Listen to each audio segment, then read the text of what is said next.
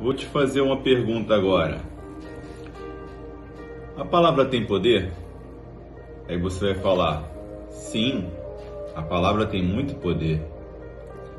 A palavra realmente tem poder, até porque Jesus já disse, a boca fala do que o coração está cheio. Então, quanto poder tem em nosso coração para abençoar ou para amaldiçoar? E muitas pessoas vão à igreja, à casa do Senhor, e oram, e buscam, e clamam, sendo que essa busca, muitas das vezes, pode ser em vão, porque a palavra mesmo vai dizer que, ouvindo alguém o evangelho do reino, não entendendo, o maligno vem e arrebata do coração. E você, eu, queremos tanto que um familiar se converta, que encontre um caminho, a direção, porque ele é o caminho, a verdade e a vida. Mas quando chegamos da casa do Senhor, dentro da nossa casa, parece que uma ira nos toma. E essa ira interna que não foi resolvida, de alguma mágoa, algum rancor, algo que ficou em nosso inconsciente adormecido, mas que em determinado momento vem com uma erupção de um vulcão e toma todo o nosso ser. E a Bíblia mesmo vai dizer, em Efésios 2:3, que antes nós éramos filhos da ira. E essa ira não pode mais tomar a nossa mente. Porque se você vai à casa do Senhor e quando volta para casa está orando pelo seu marido, pelo seu filho, por algum familiar, o encontra bebendo, se drogando, fumando ou qualquer coisa que venha te incomodar em relação à sua casa. Aí vem aquela pequena vontade ou grande vontade de profetizar. Mas será que eu estou para profetizar aquilo que eu ouvi na igreja ou profetizar dos meus próprios pensamentos? Essa é a questão que entra numa incongruência. O apóstolo Paulo fala, miserável homem que eu sou, quem me livrará desse corpo que me leva para a morte? Graças a Jesus. Só que nós sabemos que graças a Jesus, mas nós somos discípulos de nossos pensamentos ou discípulos da palavra de Cristo, do que ele fala? Porque eu posso ir à igreja, ouvir, mas não praticar. E o que está acontecendo? A ira vai me tomar quando eu chego em casa e vou profetizar sobre a minha parentela, esposa, filho, aquele é quem tanto quero que mude, mas a mudança não começa no outro, a mudança começa em nós. Isso que é o mais difícil.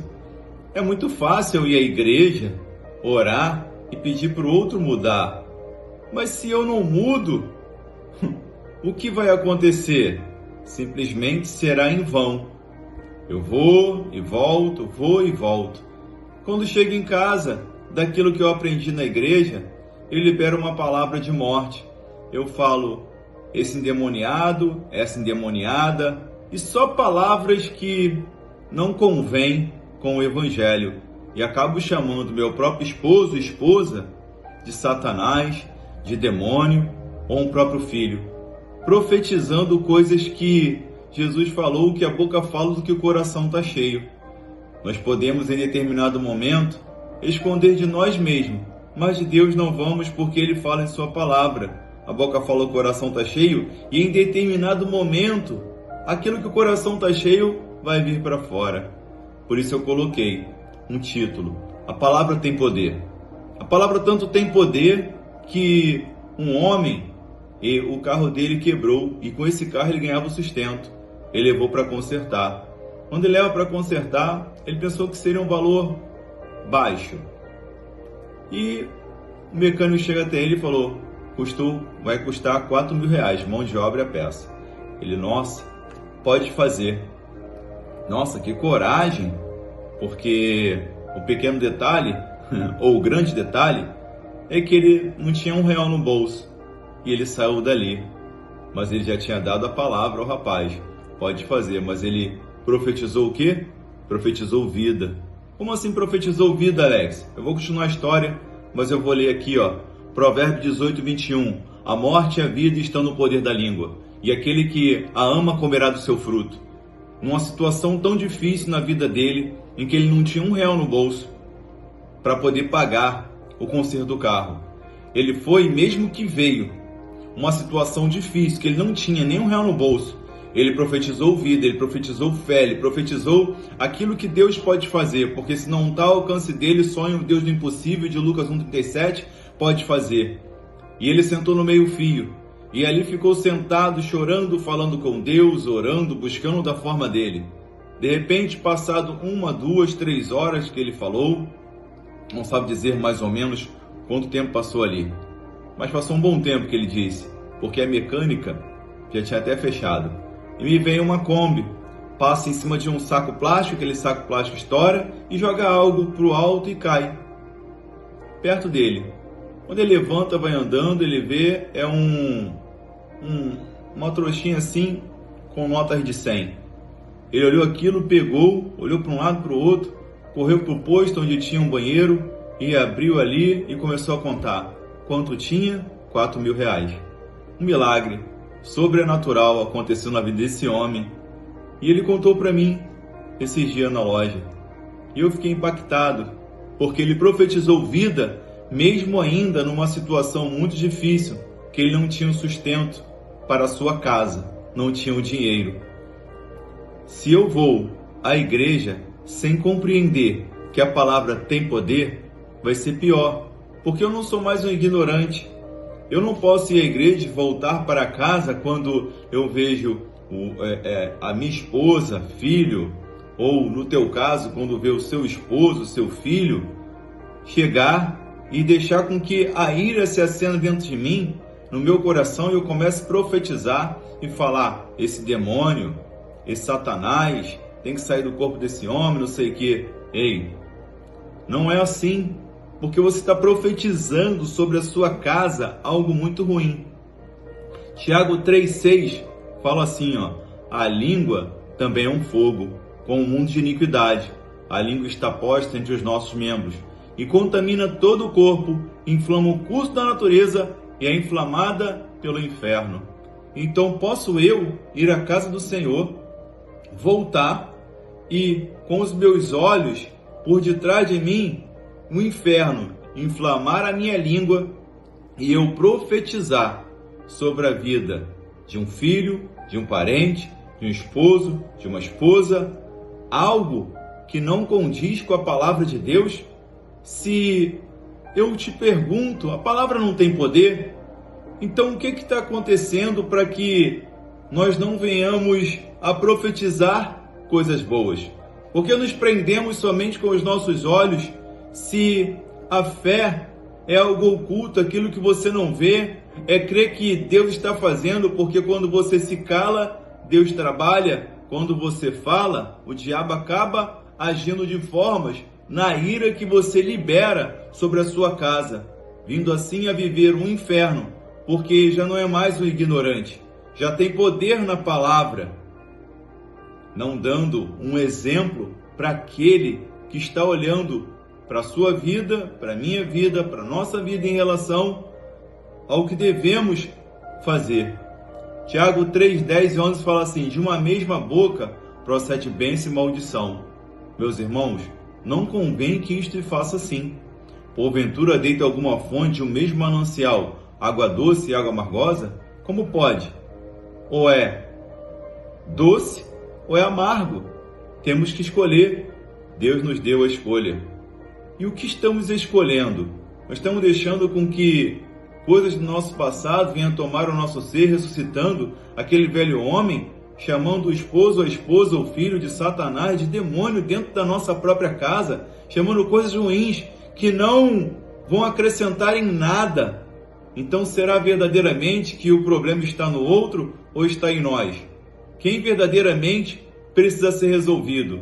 Porque dentro da Bíblia todas as situações que os homens passaram difíceis, como Jó, como Paulo, como José, como Davi, Abraão, Isaque, todos eles, Deus soube trabalhar nos processos do deserto, das coisas difíceis que eles viam fora, Deus estava trabalhando no interior dele. Aonde, Alex? Na mente. Mudando aquela mentalidade. Se era orgulhoso, não vai ser mais. Se falava palavras ruins, não falava mais. A minha experiência, eu entendi rapidamente que eu tinha que mudar o proceder linguístico. Não somente de um crentez, de glória a Deus, isso, aquilo, não. Porque assim que veio a minha conversão, um rapaz falou uma palavra e Deus falou assim: fale abençoado. Quando eu falei abençoado, eu senti uma morte dentro de mim. Por quê? Estava morrendo o velho Alex para nascer um novo da nossa boca. Isso é bênção, isso é maldição. Então nós temos que escolher que vamos profetizar. E muitos vão falar, mas eu não consigo. Claro que não vai conseguir, porque você está construindo na sua mente, com a sua fala, em cima da areia. E aí vai vir uma tempestade, que é ver o esposo se drogando, bebendo, ou o filho, e naquele momento vai vir uma ira, e vai tudo se desmoronar. Agora, se você falar, meu filho é uma bênção, meu esposo é uma bênção, começar a mudar, mesmo ainda que você não veja, você está profetizando e crendo, e construindo na sua memória aquilo que o reino espiritual já está fazendo, e não chamar ninguém de Satanás ou de coisas ruins. Tiago 22:24 fala assim: e sede cumpridores da palavra e não somente ouvintes, enganando-vos a vós mesmos, porque se alguém ouvinte da palavra e não cumpridor, é semelhante ao homem que contempla ao espelho o seu rosto natural, porque se contempla a si mesmo, vai-se logo se esquece como era. Você não pode esquecer de quem você é filho, e quando você tem o poder da palavra para profetizar, as portas do inferno não prevalecerão contra a igreja. As portas do inferno é uma película que você vai ali e tira ela rapidamente, mas elas podem estar sendo fortalecidas dentro do nosso coração e da nossa mente por um passado de mágoa, rancor e ódio. Em determinado momento, nós colocamos aquilo para fora, em cima do outro, não estando resolvido dentro de nós. E o que acontece? Liberamos palavras ruins. Precisamos resolver o interno para que possamos liberar palavras de bênção. Tiago 26 fala assim, se alguém entre vós cuida ser religioso e não refreia sua língua, antes engana o seu coração, religião desse é vã. Nossa religião pode ser vã se nós não praticarmos o controle da língua. Deus, Ele enviou o seu Filho por nós e para nos dar controle. O Espírito Santo nos consola internamente para que nós venhamos a profetizar bênçãos e não maldição. Não vá para a igreja e somente ir e vir, mas pratique dentro da sua casa aquilo que foi falado lá e não profetize coisas ruins na sua casa, porque a palavra tem poder. Se essa palavra serviu ao seu coração, dá o like, comenta, compartilha.